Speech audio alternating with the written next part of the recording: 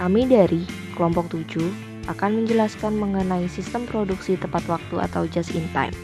Kelompok kami terdiri atas Aden Ramadan, Hairunisa Kurniasi, Faisal Hafiz Raihan, dan Christian. Pengertian just in time. Just in time merupakan bagian dari Toyota Production System. Just in time sendiri memiliki pengertian yaitu sistem produksi atau sistem manajemen fabrikasi modern yang dikembangkan oleh perusahaan-perusahaan Jepang yang prinsipnya hanya memproduksi jenis-jenis barang yang diminta sejumlah yang diperlukan pada saat yang dibutuhkan oleh konsumen. Selanjutnya saya akan menjelaskan mengenai prinsip dasar just in time. Just in time sendiri memiliki beberapa prinsip, yaitu berproduksi sesuai dengan pesanan jadwal produksi induk. Produksi dilakukan dalam jumlah lot atau lot size, mengurangi pemborosan atau eliminate waste, perbaikan aliran produk secara terus-menerus atau continuous product flow improvement, penyempurnaan kualitas produk atau product quality perfection, respect terhadap semua orang atau karyawan atau disebut respect to people, mengurangi segala bentuk ketidakpastian atau seek to eliminate contingencies. Konsep dasar just in time. Konsep dasar just in time ini merupakan sistem produksi Toyota, yaitu suatu metode untuk menyesuaikan diri terhadap perubahan akibat adanya gangguan dan perubahan permintaan, dengan cara membuat semua proses dapat menghasilkan produk yang diperlukan pada waktu yang diperlukan dan dalam jumlah yang sesuai dengan kebutuhan. Oke, bagian berikutnya itu ada guna mencapai 4 konsep ini, maka diterapkan sistem dan metode sebagai berikut. Pertama ada sistem Kanban untuk mempertahankan produksi just in time. Kemudian ada metode pelancaran produksi untuk menyesuaikan diri dengan perubahan permintaan. Kemudian ada penyingkatan waktu penyiapan untuk mengurangi waktu pesanan produksi. Kemudian ada tata letak proses dan pekerja fungsi ganda untuk konsep tenaga kerja yang fleksibel.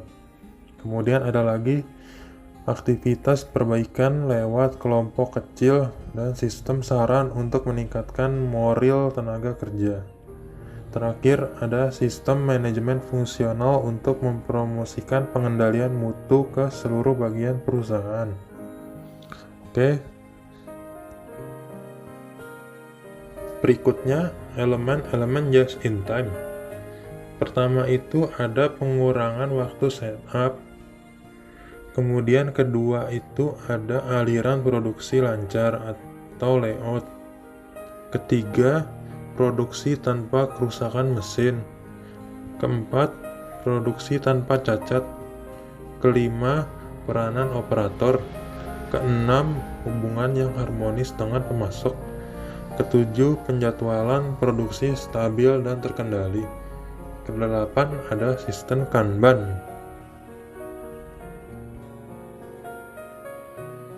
Ya, kita di sini akan menguraikan satu persatu mengenai elemen-elemen just in time yang sudah disebutkan di slide sebelumnya. Yang pertama yaitu mengurangi waktu setup dan ukuran lot. Secara garis besar kegiatan setup dapat dipilah menjadi dua, yaitu kegiatan eksternal dan kegiatan internal. Kegiatan eksternal meliputi persiapan cetakan, alat bantu, pemindahan cetakan, dan lain-lain. Sedangkan kegiatan internal setup meliputi bongkar pasang pada mesin, penyetelan mesin, dan lain-lain. Untuk mengurangi waktu setup, terdapat beberapa langkah sebagai berikut. Yang pertama yaitu memisahkan pekerjaan setup, yang berarti ada beberapa pekerjaan setup yang harus dilakukan ketika mesin berhenti, dan beberapa pekerjaan yang bisa dilakukan saat mesin sedang berjalan. Yang kedua itu mengurangi internal setup dengan mengerjakan lebih banyak external setup. Yang ketiga, mengurangi internal setup dengan mengurangi kegiatan adjustment atau penyesuaian terhadap mesin. Yang keempat, mengurangi total waktu menyeluruh terhadap pekerjaan setup baik internal maupun eksternal. Elemen kedua yang menentukan berjalannya just in time yaitu adalah area produksinya harus terjamin lancar. Beberapa pemborosan yang sering ditemui saat proses berlangsung adalah yaitu pertama kesulitan koordinasi, yang kedua pemborosan transportasi dan material handling, yang ketiga akumulasi persediaan dalam proses, yang keempat penanganan material yang dilakukan berkali-kali, yang kelima lead time produksi yang sangat panjang, yang keenam kesulitan mengenali penyebab cacat produksi, yang ketujuh arus material dan prosedur kerja sulit dibakukan, yang kedelapan sulitnya perbaikan kerja karena tidak ada standarisasi. Elemen kedua yang harus terpenuhi untuk melakukan just in time adalah jaminan aliran produksi yang harus lancar. Dalam kegiatan aliran produksi ini kita sering menemukan beberapa masalah, antara lain masalah di proses layout, yaitu waktu simpan komponen yang lama, tingkat persediaan tinggi, dan prioritas kerja yang sulit ditentukan. Yang kedua, sering kita temukan ketidakseimbangan jalur. Proses sering tidak terkoordinir sehingga komponen akan terakumulasi sebagai stok atau persediaan dan menyebabkan pengaturan kerja sulit. Yang ketiga, setup atau penggantian alat yang memakan waktu sehingga menyebabkan persediaan komponen akan menumpuk. Yang keempat, terdapat kerusakan dan gangguan pada mesin sehingga menyebabkan jalur akan mengalami lane stop atau berhenti. Yang kelima yaitu masalah kualitas, masalah cacat yang selanjutnya akan menyebabkan proses berhenti dan akan menyebabkan penumpukan pada proses sebelum dan selanjutnya. Yang ketiga yaitu absensi. Jika seorang operator akan berhalangan hadir, ini akan menyebabkan proses yang berlangsung akan menjadi lambat dan jalur produksi akan terhenti. Yang ketiga elemen yang harus terjamin agar just in time dapat terlaksana adalah kegiatan produksi harus dilakukan tanpa adanya kerusakan mesin. Hal ini dapat dilakukan dengan cara preventive maintenance, yaitu pendekatan untuk mencegah kerusakan terhadap mesin dengan cara mengetahui faktor penyebab yang menjadi atau sering terjadi pada mesin dan bagaimana cara penanggulangannya. Total Productive Maintenance. Yang pertama itu belajar bagaimana melakukan pemeliharaan rutin, misalnya pelumasan, pengencangan baut, dan sebagainya, guna mencegah penurunan daya kerja mesin. Yang kedua, itu adalah melaksanakan petunjuk penggunaan mesin secara wajar. Jadi bagi orang produksi, lebih khususnya operator produksi, itu sudah harus mengetahui bagaimana caranya merawat mesin atau menggunakan mesin secara SOP-nya. Pasti di setiap mesin itu sudah ada SOP dan working instruction-nya. Jadi setiap operator atau setiap orang produksi wajib mentaati SOP sama WI yang sudah diberlakukan di mesin tersebut agar tercapainya JIT. Yang ketiga itu adalah mengembangkan kesadaran dan kewaspadaan terhadap tanda-tanda awal penurunan kemampuan mesin dengan melakukan perawatan yang mudah dan pembersihan, penyetelan, dan lain-lain. Karyawan bagian pemeliharaan biasanya melakukan antara lain yang pertama, yaitu membantu operator produksi mempelajari kegiatan perawatan yang dapat dilakukan sendiri. Nah, tugas dari orang maintenance itu mengajarkan atau membantu bagian produksi, khususnya operator, untuk mempelajari kegiatan perawatan pada mesin agar mesin tersebut berfungsi secara maksimal. Yang kedua itu memperbaiki penurunan kemampuan peralatan melalui inspeksi berkala, bongkar pasang, dan penyesuaian atau penyalitan kembali. Yang ketiga itu adalah menentukan kelemahan dan rancang bangun mesin, merencanakan dan melakukan tindakan perbaikan, dan menentukan kondisi wajar operasi mesin. Ini berlaku ketika mesin tersebut dalam kondisi yang lagi dalam fase maintenance atau lagi dalam fase rusak. Nah, orang maintenance ini akan merencanakan melakukan tindakan preventif atau perbaikan jika perlu agar kondisi mesin tersebut dapat wajar dan bisa berfungsi kembali dengan baik. Yang keempat itu adalah membantu operator menaikkan kemampuan perawatan dan lain-lain. Ini sama seperti poin yang pertama, yaitu mengajari atau membantu operator dalam melakukan kegiatan perawatan mesin tersebut.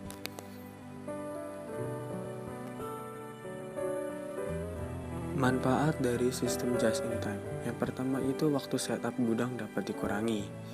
Dan yang kedua, aliran barang dari gudang ke produksi akan meningkat. Ini akan terjadi karena pada sistem just in time ini, aliran barang dari gudang sudah otomatis akan langsung dialirkan ke proses produksi. Karena di sini tidak ada diberlakukannya menyetok barang di gudang pada sistem just in time. Yang ketiga itu adalah pekerja yang menguasai berbagai keahlian digunakan secara lebih efisien. Yang keempat, penjadwalan produk dan jam kerja karyawan akan lebih konsisten. Ini dikarenakan sistem just in time ini sudah memiliki cycle time yang tepat, take time yang tepat dalam memproduksi barang. Waktu kerja bagi operator, khususnya di bagian produksi, sudah diatur sedemikian rupa per shift sehingga jam kerja karyawan akan lebih terukur, terarah, dan terkonsisten dengan baik. Yang kelima itu adanya peningkatan hubungan dengan supplier. Pasti karena pada sistem just in time ini suatu pabrik akan memiliki hubungan yang baik dengan supplier barang raw materialnya, karena ketika suatu pabrik membutuhkan barang tersebut, kita harus mengontrak supplier dan supplier harus mengirimkan barang. Makanya akan terjadi hubungan atau simbiosis mutualisme yang baik antara si pabrik yang konsumen dan si supplier yang produsen. Yang keenam itu adanya perputaran persediaan. Kelemahan dari just in time yang itu menempatkan karyawan pada keahlian khusus pada suatu jenis produk tidak mudah dan mungkin biayanya mahal karena diperlukan adanya pelatihan, pembelajaran, dan segala macam, jadi membutuhkan biaya. Yang kedua itu sulit suatu perusahaan yang produksi secara massal hanya melayani pesanan pelanggan saja, misalnya pabrik gula, kopi, sabun, dan sebagainya, dan hanya memproduksi satu jenis produk. Yang ketiga itu adalah dalam industri sulit sekali suatu perusahaan tidak memiliki persediaan, khususnya yang bahan bakunya impor. Ya, benar.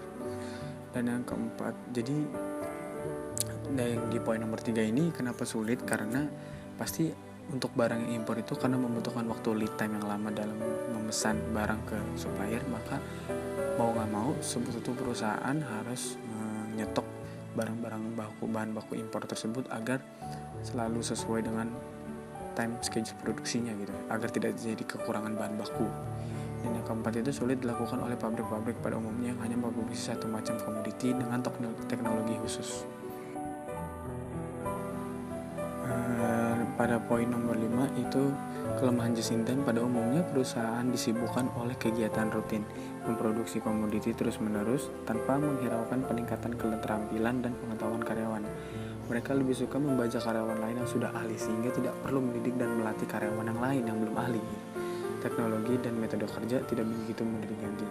Nah, jadi di kelemahan just in time ini sudah tertera jelas bahwa karyawan yang memiliki keterampilan khusus itu yang paling sering dimintain bantuan atau paling suka dibajak karena mereka sudah memiliki keterampilan dan keahlian khusus, jadi nggak perlu lagi namanya dilatih atau diberikan pembelajaran. Nah, kenapa just in time ini tidak memberikan pelajaran atau pelatihan bagi karyawan yang belum ahli? Yang pertama karena mereka tidak ingin mengeluarkan biaya yang lebih dalam melakukan pelatihan tersebut, sehingga mereka lebih memanfaatkan karyawan yang sudah terlatih khusus dan sudah memiliki pengetahuan yang lebih dibandingkan karyawan yang belum mengerti. Yang keenam itu adalah karyawan pada umumnya bekerja atas dasar upah. Mereka bekerja bukan ingin menghasilkan bakat dan pengetahuan, tetapi mereka akan hanya mencari upah. Jadi mereka pada umumnya kurang peduli terhadap untuk produk. Nah, ini kelemahannya lagi nih. Karyawan-karyawan itu pada umumnya itu bekerja hanya untuk upah, hanya untuk penghasilan mereka. Jadi mereka tidak dapat merealisasikan bakat dan pengetahuan mereka karena mereka dibatasi. Mereka hanya tahu saya memproduksi segini dengan waktu yang seperti ini, dengan kuantitas produk yang sebanyak ini per hari. Ya udah, yang mereka tahu hanya itu aja, tapi mereka tidak mengerti bagaimana mutu dari produk tersebut. Yang penting mereka hanya memproduksi saja. Seperti itu kira-kira. Terima kasih sudah menonton video kami. Semoga apa yang telah kami sampaikan bermanfaat untuk kalian.